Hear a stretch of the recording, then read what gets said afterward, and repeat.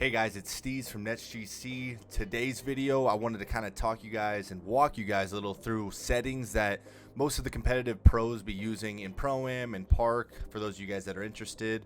So let's hop right into it. One of the things that I think everybody should probably get the hang of if they haven't yet, you go down to options and quit and go down to controller settings. The first thing you're going to want to do is turn off either your vibration or your trigger effect. Some people like one or the other. I usually try to just do both. Sometimes I feel like the trigger effect when you're playing, it could mess with you a little bit, especially when you're trying to shoot a jump shot or you're trying to play some on-ball defense. But nothing's worse than when you're trying to perfect something and then all of a sudden the controller starts shaking a little too much.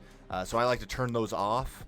The other thing I really recommend that you guys start doing is turn off the meter. I know this year in 2K23 it does seem like the meter seems fine. There still is a little bit of a boost if you have your shot meter off. So being competitive and being professional in 2K, it's just better that we get the hang of our jump shot. So I turn that completely off. I think little guys will help you a little bit more.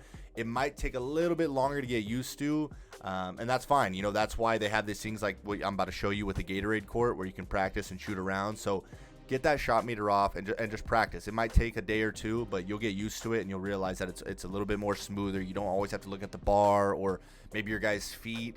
Me personally, when I shoot jump shots, I don't look at either. I kind of it's just muscle memory. And so I just know the shot timing. I kind of just release it when I feel like it's right. You know, sometimes you miss, sometimes you don't, but it's better to not have to worry about that every time you take your shot. My shot timing release is something that's newer to the game. Some people like to be on late. I haven't really seen too many people in the competitive scene that are using very late. That would be kind of crazy. I use early because I think it's obviously way faster. It's more of like a quicker tap, but it helps you shoot those pocket shots. You know, there's a lot of ghost contests this year, it feels like. Sometimes in 2K23, it seems that you might be wide open and it'll pop up as a 15%, 20%. Early guarantees you that no matter what, you're getting the shot off as quick as possible. Granted, your jump shot and jump shot creator, hopefully you have it max speed already, but I like to use early. I think it's best right now for when you're playing NBA 2K23 competitively. For your free throw, just leave that as user timing. And then I want to hop down to your Huda guard. You can leave that off. It doesn't really do much either. I feel like whether it's on or off, you're still going to get pulled. If you ever feel that pulling like magnet to a certain player and you're not trying to guard him, that's always going to be there no matter if that's on or off. So I leave that and get that openness off.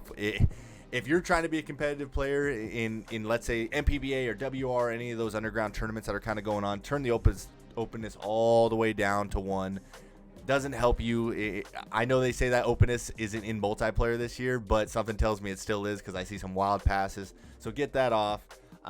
Let me kind of walk you guys through some of these jump shots right here, just for this, like when it's on early, just so I can kind of show you guys maybe like how fast you guys are seeing this jump shot come out.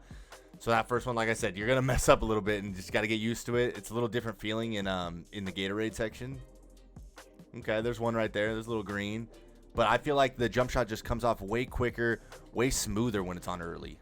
And some of you guys might be on late right now, and maybe that's why there's some contests or you guys feel like you're missing a little too much. That one might be off too. No, green. All right, see? Yeah, that's what I'm talking about. You know, obviously I've been used to having my meter off, but like I said, if you guys just put in the time, it's something that's pretty easy to adjust to. I know there's it feels like 30 different meters this year in NBA 2K23. And yeah, I have noticed that when I do play in the park or sometimes in ranked Pro-Am, it does seem like the meter's not terrible this year. But for, I think, best production, you're going to want to have it off, guys.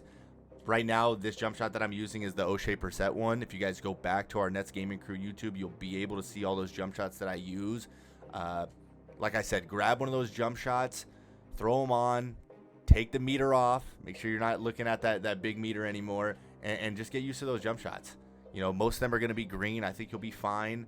If you guys have any questions, kind of let me know in the comment section.